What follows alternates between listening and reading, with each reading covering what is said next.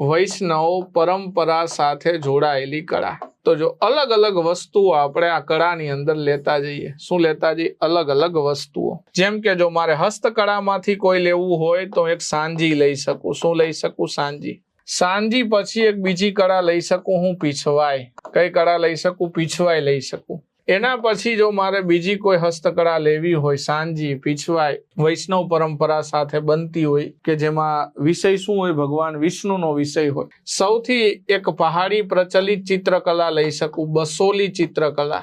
કઈ ચિત્રકલા લઈ શકું? બસોલી ચિત્રકલા લઈ શકું। એના પછી કિશનગઢ ચિત્રકળા લઈ શકું, કિશનગઢ ચિત્રકળા લઈ શકું હું।